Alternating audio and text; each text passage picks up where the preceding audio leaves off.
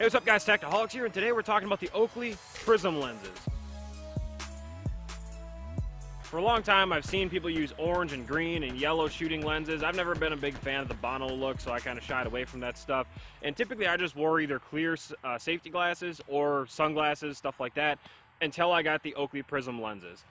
The Prizm lenses are available as TR22 and TR45 grades, and basically what that is the amount of light that's coming through the lens. So you know, the more light that's coming through is going to work better for indoor or lower light conditions, whereas the one that lets less light through is going to be more appropriate as a sun blocking thing if you're out here in a field like we are today.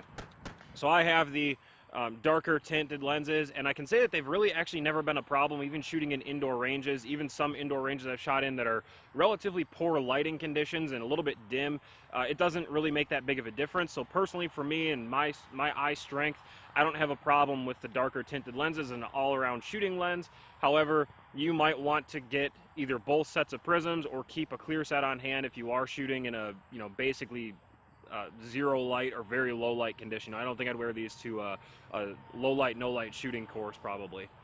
The Prizm lenses are designed to cut out all the light wavelengths that conflict with the sights and the target that you're shooting at, and I can really say that they do everything that they say that they're going to do when they claim to enhance the contrast. Not only the contrast of the targets, be that the holes in the paper or the splash on the steel, but they also help define and sharpen up your image of the sights and even of the red dot and the magnified optic. The way that they cut all the different light stuff out, I don't know how the sciencey parts of it work, but they are outstanding. You can find them, I think Oakley's website has them for about $150 depending on the frame that you go with, and I think it's money well spent, especially if you spend a lot of time shooting in outdoor conditions or bright light conditions. You're really going to notice additional clarity and a lot less eye fatigue after a long day of shooting with the Prizm lenses.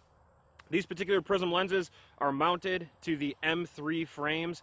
I really like the M3 frames. There's I believe radar locks, half jackets, flak jackets. There's a bunch of different frames that have Prizm lenses in them, and I like the M frames because they lay flat along the side of your head, so if you are wearing cans over your ears as opposed to in-ear protection, you don't get that fatigue and that strain pressed into your temples and behind your ears. So they sit really nice. The nose piece is super comfortable. It's not going to leave a big dent in your nose or a big red mark after a long day of shooting. They're well ventilated is the biggest thing.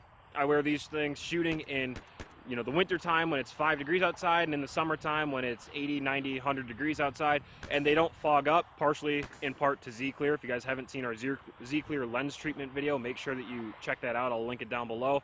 But just the ventilation of the M frames and the curvature of those things, they fit my face really well, and I don't have any fogging up issues or any fatigue issues from wearing these things for a long period of time. So Oakley Prizm lenses, check them out guys. We'll see you next time, and we never quit.